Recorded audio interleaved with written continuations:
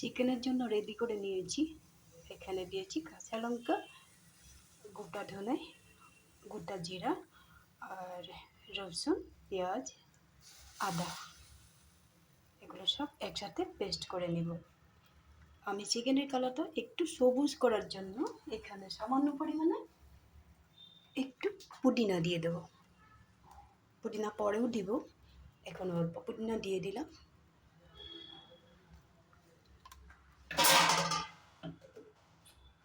কড়াইটা গরম হয়ে গেছে, এখন এখানে আমি সরষের তেল দিয়ে দেবো।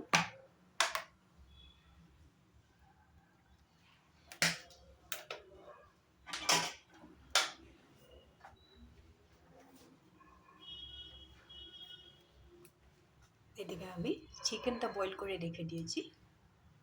বয়েল করার সময় একটু লবণও দিয়েছিলাম। এখানে প্রথমে দিয়ে দিব কেটে রাখা পেঁয়াজ, বড় সাইজের একটা টমেটো,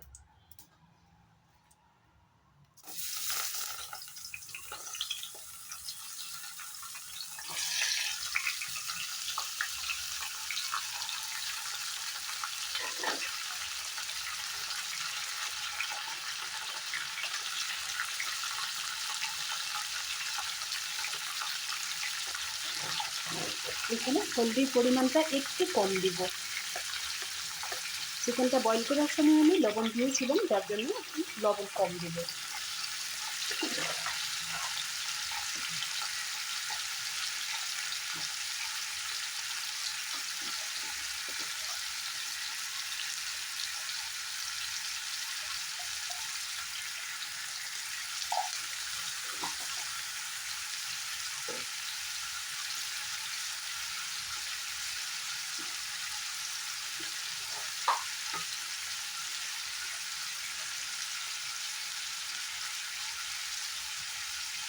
একটু সাইডে একটু পেঁয়াজ, দারচিনি,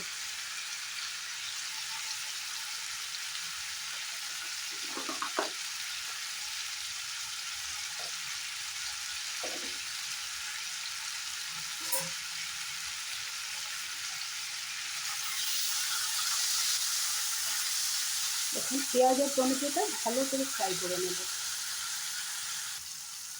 পেঁয়াজ আর টমেটোটা ফ্রাই করে নিয়েছি। এখানে পেস্ট করা মশলাটা অল্প দিয়ে দেব, সম্পূর্ণ দেবে না। সম্পূর্ণ না দেওয়ার একটাই কারণ, এখানে আমি একটু পুদিনা অ্যাড করব।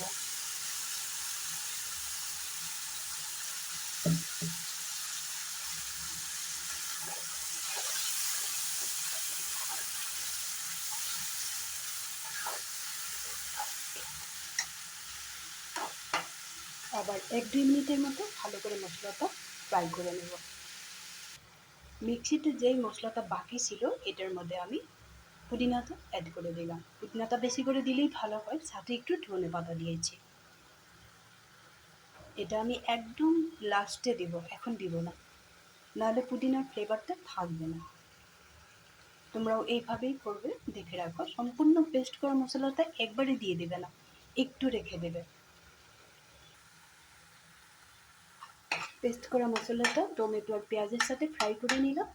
এখন দিয়ে দেব বয়েল করে রাখা চিকেনটা।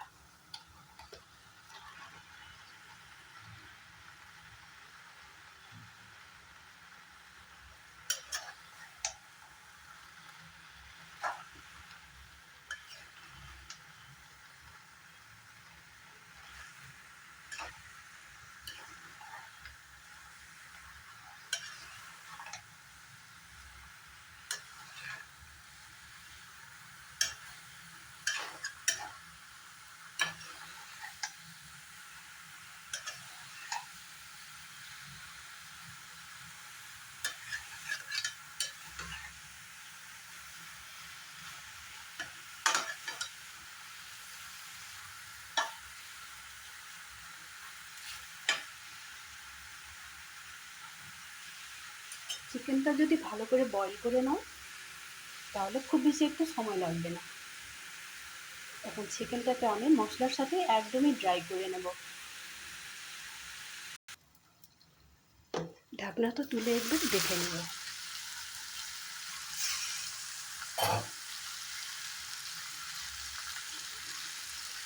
এখন এখানে দিয়ে দিব গোলমরিচের পাউডার।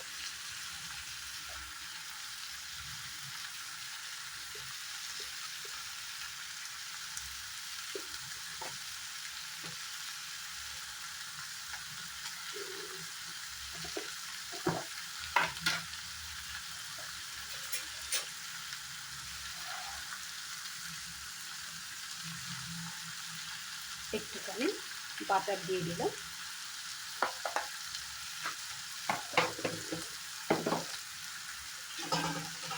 আর খুব বেশি একটা সময় লাগবে না, ভালো করে বাটারটা আর গোলমরিচের পাউডারটা মিলিয়ে নেব।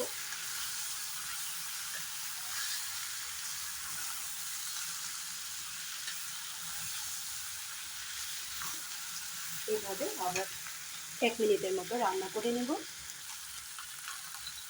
এখন এখানে দিয়ে দেব পেস্ট করে রাখা একটু ধনে পাতা পেস্ট করে রেখেছিলাম, এটাকে এখানে দিয়ে দেব।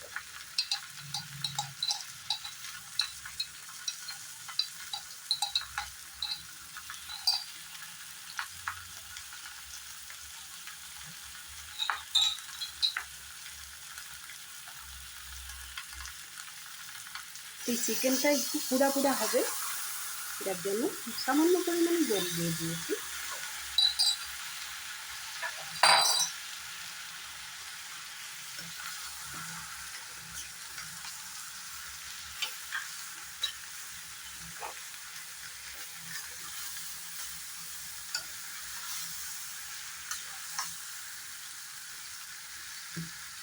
এখন পুদিনাটা মশলার সাথে পেস্ট করে রেখেছিলাম, এটাও এখানে অ্যাড করে দিব।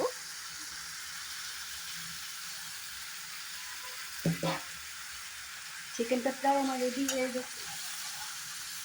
সব কিছু ভালো করে মিলিয়ে নেব।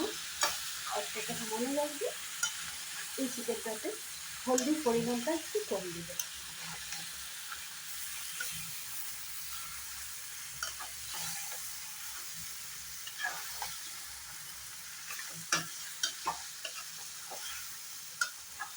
চিকেনটা বয়েল করে নিলে খুব বেশি একটা সময় লাগে না।